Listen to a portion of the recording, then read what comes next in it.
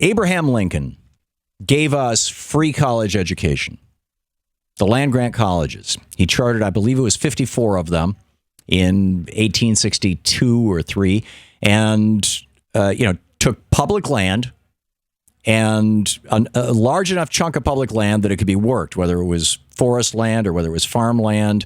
At Michigan State University in Michigan, it was giant fields and things, and also they've got a really aggressive ag program there.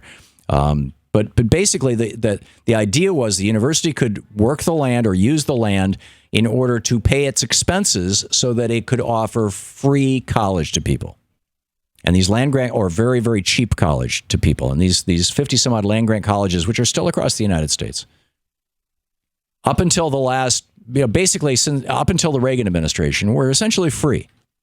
This is John Kennedy talking about that. And those who say that what we are now talking about spoils our great pioneer heritage should remember that the West was settled with two great actions by the national government.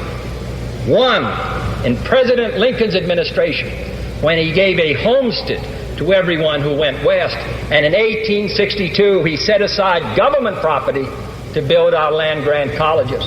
This cooperation between an alert and progressive citizenry and a progressive government is what has made this country great, and we shall continue as long as we have the opportunity to do so.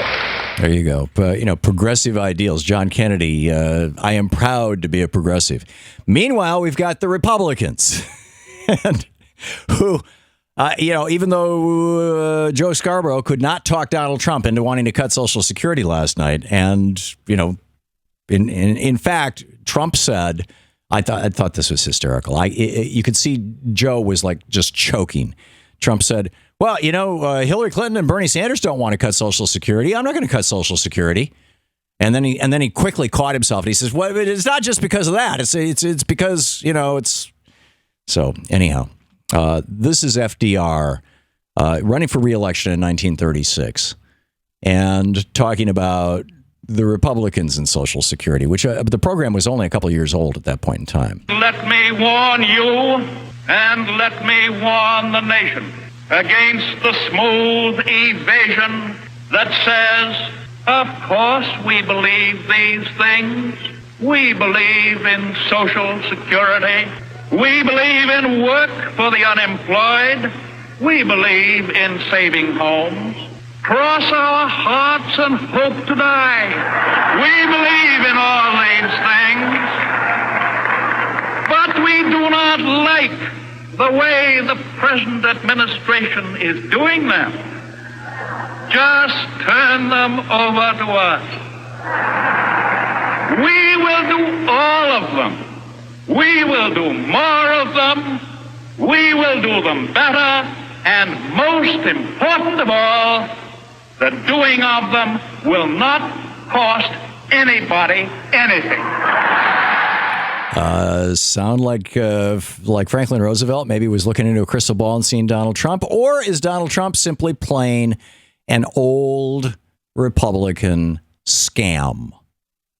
And I think that, obviously it's the latter, that this is an old Republican scam. And in fact, here's FDR talking about it, pointing out that this scam, this technique, was not specifically invented here, although I think you could argue, going back through American history, that we've used it before, but that it was made explicit in Germany in the 1920s by a certain guy who wrote a certain book. Here's FDR. Remember, a number of years ago, there was a book, Mein Kampf, written by Hitler himself.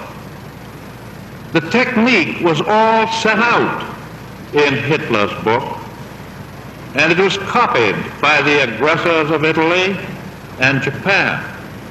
According to that technique, you should never use a small falsehood, always a big one, for its very fantastic nature would make it more credible. If only you keep repeating it over and over and over again. There you go. And, again, speaking of the big lie, here's the Republicans This is 1936. Again, the Republicans by 1936, just like they have tried to reinvent George W. Bush right now as a noble hero who kept us safe, when we all know that, that's absolutely turning reality upside down.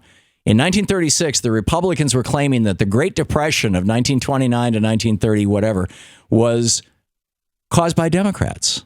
Here's FDR pushing back. We have been told that it was not a Republican depression, but a Democratic depression, from which this nation was saved in 1933.